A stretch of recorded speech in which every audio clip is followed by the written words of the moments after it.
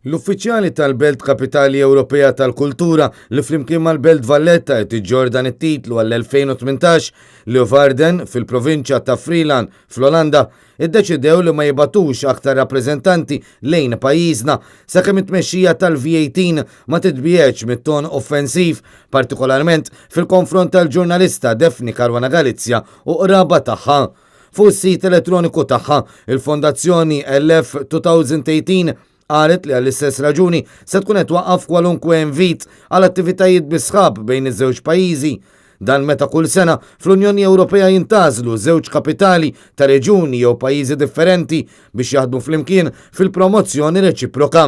Madankollu, it-tmexxija tal-LF 2018 qalet li t-tmexxija tal-Valletta 2018 qed tippreżenta stampa ħażina lil valuri li suppost jippromovi il-kunċett tal-Belt Kapitali Ewropea tal-Kultura bil-kummenti fuq il-medja soċjali dwar il-ġurnalista maqtula f'Ottubru li għadda.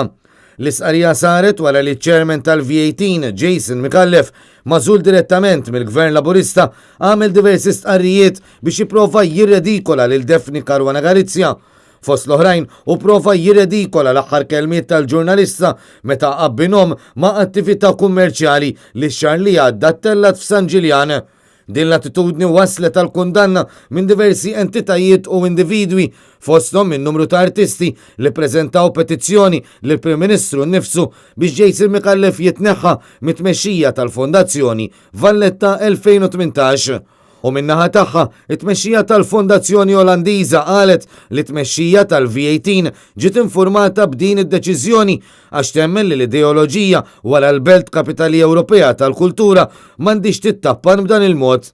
Sa dan it-tant f'kummenti ieħor fil-jiem li għaddew, it-tmexxija tal-Fondazzjoni LF 2018 diġà ddikjarat il-pożizzjoni kontra attakki fil-konfront ta' artisti għax qalet li anke l-libertà fl-arti tifforma parti mid-demokrazija u l-libertà tal-bniedem.